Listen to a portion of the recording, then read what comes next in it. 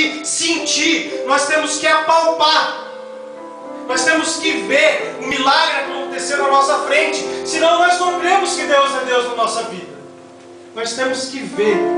Esse é o ser humano. Esse é o eu. Esse é a carne. É a carne, ela tem que ver para crer. E eu separei três tópicos. O milagre e suas consequências, se vocês quiserem anotar. Caráter para com Deus e o poder da oração. E eu vou começar com os milagres. Deus realiza muitos milagres no meio do povo de Israel. Um dos milagres mais falado e mais impressionante que eu acho é que Deus abriu o mar vermelho. Imagina a gente na época vendo o mar se abrir. Que coisa mais incrível, que coisa mais sobrenatural. Você vê o mar se abrir na sua frente, você vê o sobrenatural na sua frente, algo acontecer realmente, você sentir que Deus está contigo, que Deus vai na sua frente. É assim que nossos antepassados viram. E hoje também tem muito sobrenatural. Hoje acontece muito sobrenatural de Deus. Hoje acontece sobrenatural de Deus nas profecias. As profecias falam que viriam maremotos, que viriam terremotos, que teria assolação, pai contra filho, filho contra pai. Isso é um sinal. Isso é um sinal de Deus. E hoje Ele está vivo nas profecias que a gente escutou, que está escrito nessa Bíblia, na tua Bíblia. Só que Deus realizou, por isso que eu falo as consequências, Deus realizou um dos maiores milagres da Bíblia, que foi abrir um mar. Você agora pode ir aqui na frente, na Praia do Santinho, e imagina Deus abrindo o mar. Imagina, coloca assim na cabeça, imagina Deus abrindo o mar para te passar. Quer maior milagre que esse? Olha a imensidão que é um mar. Mas mesmo assim, por nós sermos carnais, por nós tentarmos visualizar, nós colocarmos a nossa fé em coisas visíveis, o povo de Deus, ele pecou. Mesmo ele vendo o maior milagre do mundo, ele pecou. Ele foi lá e murmurou contra Moisés. E em Êxodo 15:24, o povo murmura contra Moisés. Mesmo ele vendo um dos maiores milagres do mundo, ele foi lá e murmurou contra Moisés. Uma das maiores maravilhas que aconteceu. Não adiantou, irmãos. Não adiantou Deus mostrar visível para o ser humano. Às vezes, é o que eu falo, onde que a gente está colocando a nossa fé? Aonde que a gente está colocando? Aonde que nós estamos apoiando? Se é no visível? Se é na coisa carnal? Se é na coisa palpável? Para eles não adiantou. Foi o povo escolhido de Deus. Eles viram o maior milagre da terra e não adiantou. Eles pecaram em seguida. Eles deram o primeiro passo fora do mar e eles pecaram. Por quê? Porque o ser humano ele é carnal. Nós temos o pecado nas nossas vidas. Nós somos pecadores, sim. E eu citei alguns exemplos de milagre que ele fez com o povo de Israel. Que Deus mandou o pão do céu, que era o maná. E logo em seguida eles pecaram novamente.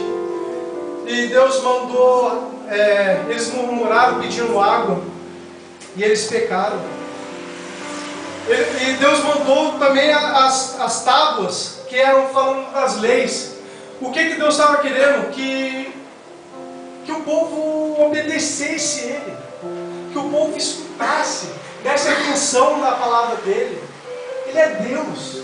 Ele que construiu o céu e a terra. Ele queria que o povo escutasse, prestasse atenção, desse atenção. Deus estava pedindo isso para o povo de Israel, atenção, carinho. Ele fez as tábuas, as leis, para que o povo desse carinho para ele, atenção. Mesmo assim, houve uma grande rebelião. Eles fizeram outros deuses. Logo na descida de Moisés, houve uma grande rebelião. Eles se voltaram de novo contra Deus. E é isso que a gente faz. Deus ele dá, ele não nega para o filho, é como um pai que não nega para o filho. Ele dá, ele fala assim, tó. Ele vira as costas, você vai lá e pega. Estou falando de mim. Eu não estou acusando ninguém, estou falando eu sou assim, o povo de Israel é assim, o ser humano é assim. Você pede, e ele dá. Você se delicia com o milagre que ele deu na tua vida. E você vai lá, vira as costas. Foi o que aconteceu com o povo de Israel. O que Deus estava querendo com isso? Deus estava testando o caráter do povo. Ele estava testando o caráter do povo escolhido. Era o povo escolhido de Deus, é o povo escolhido até hoje. Ele estava testando o caráter do povo. Deus estava moldando, como Ele molda até hoje o caráter do povo de Israel.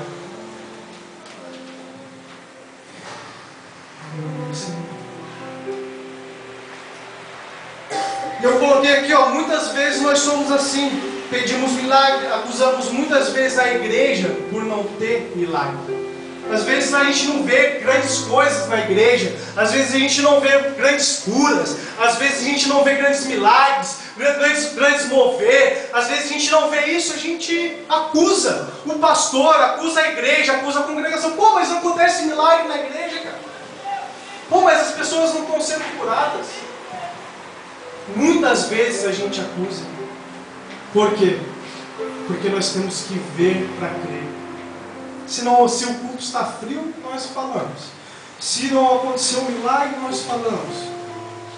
Porque o ser humano é assim. A nossa carne é assim. Desde os nossos antepassados, nós fomos assim. Nós temos que ver o milagre acontecer. Nós temos que ver o poder acontecer. Nós temos que ver o Espírito Santo se manifestar na igreja, senão a gente não vem. E o que aconteceu? O povo de Israel, eles adoraram outros deuses. O que aconteceu, irmãos? Eles morreram. Houve uma rebelião, houve morte. E muitas vezes com a gente é assim também. Nós não vemos o milagre, nós não vemos a cura. Ah, eu não fui curado, eu vou para outra igreja. Ah, eu não fui curado, eu vou para o espiritismo. Ah, eu não fui curado, eu vou para a macumbaria. É assim que é o ser humano. Por quê? Porque nós se apegamos a coisas visíveis. Nós se apegamos a coisas materiais. Nós queremos ver o milagre. Mas não é de milagre que nós vivemos, não. E aí, você vai pecar depois que Deus curar a tua vida? Você vai pecar depois que Deus te abençoar com a casa? Porque nós somos assim. Nós temos um caráter. Lá no Éden, nosso caráter foi caído por terra. Lá no Éden. Ali foi onde que entrou o pecado no mundo. Ali onde foi que nós corrompemos o nosso caráter. Através de um homem entrou o pecado. Através de um homem nós somos mau caráter na presença de Deus. Nós não temos caráter. Porque nós somos assim. Nós queremos ver. E quando Deus dá, nós vamos lá e pecamos. E por quê? Por que nós fizemos isso? Porque nossa carne é pecaminosa. Nossa carne é pecaminosa. E pedimos muitos milagres, acusamos o pastor, acusamos a igreja, que não tem o mover do Espírito Santo. Fazemos como o povo de Israel, eles murmuravam. Muitas vezes saímos da igreja, como eu falei, adoramos outros deuses. Mas nós temos um exemplo que é bíblico. Por que Deus fala que é a palavra que nos lava? Porque Ele deixou escrito para nós não seguirmos esse exemplo. Ele deixou, Ele avisou, filhos, não vai no exemplo, porque eles não vão subir na segunda vinda de Jesus. Não sigam o exemplo de Israel. Eles foram pecadores. Eles murmuraram. Eu dei o melhor, o bom e do melhor para Israel. Eles murmuraram. E nós somos assim muitas vezes. Na saída da igreja, muitas vezes, por firmar nossa fé em algo visível, por firmar nossa fé em milagres, por firmar nossa fé, ai Deus, por que o Senhor não me deu o carro? Ah Deus, por que o Senhor não me deu minha casa? Ah Deus, por que isso? Ah Deus, por isso? Ah, o pastor, não está acontecendo um milagre na igreja. e nós saímos. Nós vamos atrás de outros deuses. E nós somos assim, porque é herança, nós temos que assumir, nós temos que ter caráter e assumir isso. Nós somos assim, nós colocamos a nossa fé em coisas visíveis, em coisas palpáveis. Nós muitas vezes somos assim, sim. Mas Deus nos mostra que Ele não quer isso pra gente. E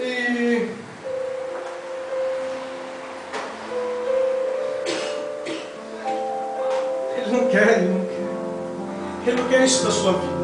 Você não está aqui hoje para provar a Deus.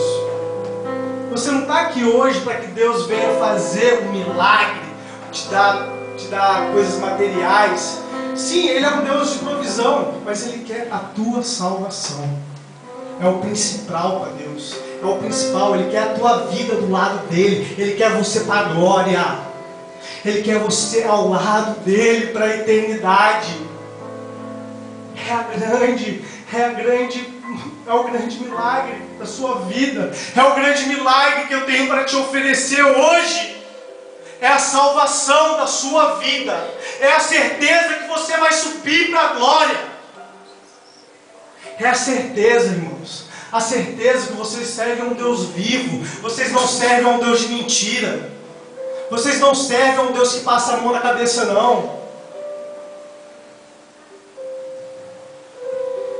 Em Neemias 9,17 ele fala que recusaram ouvir-te e não se lembraram das suas maravilhas que fizeste entre eles, endureceram a sua cerviz e na sua rebelião levantaram um chefe, a fim de voltarem à sua servidão.